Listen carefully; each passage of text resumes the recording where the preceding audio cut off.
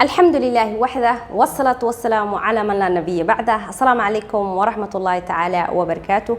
وولاشين جوهر حسين halkaad nagala socotaan waa channelkeena Jawhar Xuseen inoo maamusha waxa rajaynaa in caafimaad qabtaan sida anigaba aan u caafimaad qabo. qisadeena maanta cajiib waayo, qiso cajiib ah waayo. insha Allah waxa rajaynaa inay idin cajabin doonto.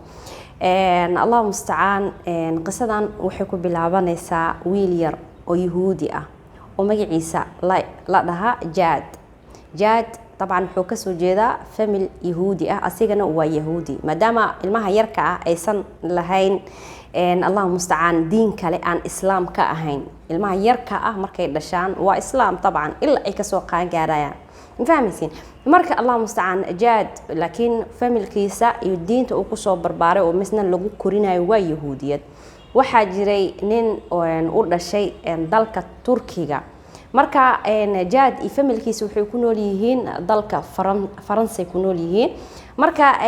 Jad iyo familkiisa cimaarada ama sarta ay degan yihiin hoosteeda waxa ku yaal dukaan oo ninkaas Turkiga ah uu leeyahay. Allah musta'aan ninkaas Turkiga ah waxa la lahaa Ibrahim Allah musta'aan meesha dukaanku leeyahay. marka Jad wuxuu sameyn jiray wuxuu xadi jiray maalin walba chocolate ama chocolate saa u taqaaninba uu ka xadi jiray ama Ibrahim markuu ka xadi jiray maantaba wuu ilooway kama xadin. markaas wuxuu yiri markuu soo noqday waryaa kaale maanta chocolate ma qaadanine wuu naxay. Jad aad u naxay. markaas wuxuu yiri amo may ogtahay anigu ku arkaayo dhahay maalin walba inaad chocolate qaadatid waan ku arkaa waxa sameeysaa mar dambe ha xadin laakiin maalin walba aniga ku siinaay qaado fasaxa u tahay chocolate-ka fasaxa u tahay waa qaadan kartaa. marka wuxuu yiri Jad yarka aha hayo dhahay. Jad wuxuu jeclaaday ama Ibrahim aad u jeclaaday mar walba uu imaad markuu sii socdo iskuulka uu sii socdo iyo markuu soo noqdo buu soo maraya. Jad mar walba xeer wuxuu gaaray problem markuu la kulmo inuu Ami Ibrahim uu imaado. Ami Ibrahim markuu sii marayo iyo markuu soo marayaba oo soo maraya wuxuu haystaa kitaabka Quraanka haystaa. mar walba wuxuu arkaa asoo kitaabka Quraanka akhrisanayo Jad marka mar walba saaxiib uu ka dhigtay Ami Ibrahim. wuxuu gaaray heer mar walba oo dib la kulmo oo uu imaado oo dhaho dhibkaas maanta la soo kulmay amo maxaa xal oo isiin kartaa. markaas Ami Ibrahim wuxuu kitaabka kala furaa wuxuu leeyahay anaga diinteena saas isaasayna dhahdaa dhibkaas sidaas xal ugu heli kartaa sidaas xal ugu heli kartaa. mar walba oo dhibaato uu la soo kulmo wuxuu imaanaa Ami Ibrahim uu imaanaa wuxuu leeyahay Ami Ibrahim maanta dhibaatadaas la soo kulmay kitaabkii ay kala fur jirtay iyo kala fur. Ami Ibrahim asoo qoslaayo madax uu ka salaaxayo wuxuu dhihi jiray kitaabka uu furi jiray wuxuu leeyahay anaga diinteena saas mashaakilkaas saas ay u xalisaa sidaas sameey waxa laga yaabaa insha Allah xal ka helaysa. طبعا إلهي سبحانه وتعالى حل ugu sameeynayo wax walba Ami Ibrahim oo u sheego oo dhaho sidaas ay diinteena ay sameeysaa marka anaga sidaas sameeyno diinteena sidaas ay ina farta anaga sidaas sameeyna. Jad wuxuu ku dhaqaaqi jiray asigoona islaam ahayn asigoona diinta islaamka haysanin oo diinta Yahuud uu haysto wuxuu ku dhaqaaqi jiray inuu sida Ami Ibrahim uu sameeyo. Ami Ibrahim markaan wuxuu noqday qof aad u weyn oo noqday oo noqday waxa uu imaaday tii Rabbi markay uu imaaday kitaabkii oo meel intuusan dhimanin kitaabkii uu mar walba akhrisan jiray oo sanduuq ku riday wuxuu yiri maalin haduu idin imaado wiilkaas saas caruurtiisu ku leeyahay kitaabkan sanduuqan gacanta ka saara asiga siiya. هي ay dhahan طبعا Ami Ibrahim markuu dhintay Jad wuxuu noqday xasiin ama qof aad u murugo badan. wuxuu dareemay si oo qof ugu dhow oo dareemi lahaa inuu ka baxay oo u dareemay Ami Ibrahim geeridiisa waxay ku noqotay mid murugo iyo tiiraayo ay ku reebtay runtii aad u murugooday. waalidkiisa xataa ay la yaabeen waxay dhaheen ninkan sidaan ugu murugoonaysid maxaa ninkan wuxuu ahaa dhahay sadiiqa ama saaxiibka ugu wanaagsan oo ii aha oo mar walba dhibaatadeeda mashaakilkayga ii xaliyo. marka Allah musta'aan waxay ahaataba muddo ka soo wareegatay markaan wuu weynaaday Allah musta'aan Jad wuu weynaaday markaan cimrigiisa ama sanadkiisa wuxuu noqday 24 jir ama 24 sano jir uu noqday marka nin weyn uu noqday runtii wuxuu la soo kulmay dhibaato weyn oo la soo kulmay dabcan Cami Ibraahimna ma noolo oo dhibaatadiisa oo xal ka siin jiray kitaabkii uu fiirin jiray oo dhihi jiray sidaas diinteena sameeysa sidaas diinteena dhahdaa dabcan Cami Ibraahimkii ma noolo jaad waxay ku noqotay runtii arintii mid aad iyo aad ugu cakiran runtii meel afsaaru waayay wuxuu yiri maxaan sameeyaa marka wuxuu soo xasuustay kitaabkii Cami Ibraahim uu kala furi jiray subhanallah kitaabkii uu soo xasuustay wuxuu yiri bal ilmihiisii aad caruurtiisii u tag waxa laga yaabaa in Allahu musta'an ay xal kaaga helaan mashaakilkaaga ama kitaabka aad ka soo qaadatido adiga xal aad ka heshid طبعا wuu baxay wuxuu aaday caruurtii Cami Ibraahim uu dhalay wuxuu yiri dhageysta ani mar walba dhibaato i haysato waxa uu iimaan jiray aabihina uu iimaan jiray wuxuu isiin jiray xal uu isiin jiray kitaab uu ii kala furi jiray adinka ma ii fiirin kartiin markaas waxay dhaheen waa horta anaga sidoo asiga aabaheena cilmi uu leeyahay uma leeyahin laakiin kitaabkii waa kana sanduuqan uu ku reebay aabaheena waa kaasa intuusan dhiman wuxuu dhahay sanduuqan jad hala siiyo sanduuqii uu soo qaatay dabcan wuu kala furay sanduuqii markuu kala furay kitaabkii Cami Ibraahim uu aqrisan jiray meesha ugu soo baxay markuu meesha ugu soo baxay kitaabkii wuu kala furay dabcan wuu fahmi waayay wixii ka hadlayso maadaama yuhuudiyiinta ayaga way yaqaaniin dabcan sida aan ku maqlay in carabiga ay akhrin karaan laakiin inta badan way inkiraan Allah musta'an marka wiilkii uu soo baxay wuxuu u tagay wiil u dhashay dalka Tunis oo meesha asigana ganacsi ku lahaa wuxuu yiri dhageyso aan kitaabkan marka wuxuu ugu sheekay qisadii asiga iyo Cami Ibraahim ay dhaxmartay ugu sheekay marka sidaas darteed wuxuu yiri kitaabkan aan rabaa inaa ii fiirisid waxa ku qoran sidoo yahay marka wuxuu yiri kitaabkan maxaa waay kitaabkan wuxuu yiri diinteena islaamka waay quraanka waay waxa diinteena islaamka ina farto dhan kitaabka inoo sheego waay marka ilaahay subhanahu wa ta'ala hadalkiisu waay ma ahan hadal caadi ah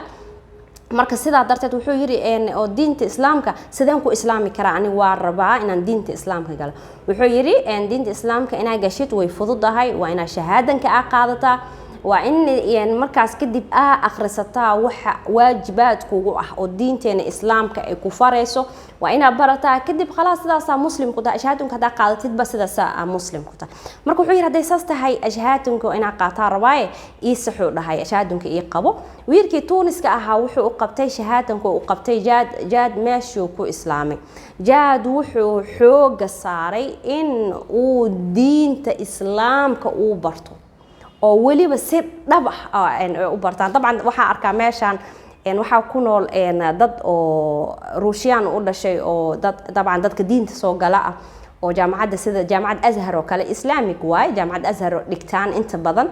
wallahi cididaas xitaa laga ma arko dadka markay diinta soo galaan anaga marka ku dhalano subhanallah waaba naaga fiican yihiin عجيب سبحان الله برشاد هذا حوجي صاريان هذا أنا وحلا يابا كاني مسلم قارب إني سن أخون إن أذكار الإسلام كوحيته هاي الله مستعان ركن الإسلام كوحي هاي أما شنطة تيرك إسلام كأنه أقولنا لقى يابا قارنا أقول إن محل هذا أسي مركا إن ويجرتا تاسنا ويجرتا وح بدن مركا إن دينتنا عم برنا إن حوج صارنا ومهم واجب إنه نقطة هنا دينتنا عم برنا على أقل قف عن دين الإسلام كهي سنين إن نسوي جيدا كرنا إن نقن كأني دين تاني وناجن عن قصو جيدا كرنا وحيرو أنت مركنا للدين تاني نلاقي ويدي إن نشيجي كرنا إن نكفالون كرنا إن عن دين تاني أخلاق ذي إن فرطو عن كشيكين كرنا waxaa jiro dad hadda meeshan ku nool oo gaala ah jirto dabcan waxay ku leeyihiin Soomaalida ani marka la fariisto ayaa tahay markay dhahan Soomaaliya ahay Soomaalida dadka lama fariistaan cunsuriyiin way leeyihiin marka qofka markuu meel kula soo fariisto madaxiisa qaawiya inuu gaal yahay aa u jeedid maxarad lagama istaago yani waa ka waswasaysa no lama tuso waxa la tusinaa diintaada inay akhlaaq wanaagsan ay tahay markay ku dhahan ma sha Allah adi akhlaaqdaada sidaas ma ahane markay dhahan wallahi waxaan dhahaa diinteeda ay farto diinteeda akhlaaqda wanaagsan ay fartay ma ahan waxa iska doondoonay taban diinteeda kitaabkayga quraanka ilaahay subhanahu wa ta'ala ay faray ina akhlaaq wanaagsan qof walba aan kugula dhaqmo ma ahan waxa aan iska doondoonay waa wax waajib ugu ah aan dhahaa marka ma ahan inaan ka waswasno oo qofkan meesha soo fariistay ama qoftan meesha soo fariistay yani inaan ka waswasno aan ka istaagno la taas waxay cadeynaysaa in isla weyn tahay akhlaaq dar ay maxay radaa ay tilmaamaysaa qofka waxa lagu soo jiidaa akhlaaq wanaagsan dhoola cadeyn waji furnaan deganaan lagu soo jiidaa marka ma sha Allah jinsiyadaas ma tahay ma sha Allah san marka ku dhaxno jinsiyad ma ahan ka diinteeda sidaan ifareysa Allah marka intee wallahi intee gabdhooda ay dhaheen oo gaale ah diintaada saan ma diintiina dhan saamay u macaan tahay dadka qaar saama dadka qaar ayaga iska dhig laakiin diinteena saana ina fartaa aan leeyahay fahmaysi marka Allah musta'an jaad markuu soo islaamay runtii wuxuu xooga saaray inuu barto diinta islaamka waalidkiisa aad ay u dhaleeceeyeen waxay dhaheen waaya u gashay wuxuu yiri diintan diin ka macaan ma jirtaba wuu baxay wuxuu aaday Israa'iil markuu aaday asidartiisa waxa ku soo islaamta Allah Israa'iil dhaxdeeda 600 oo qof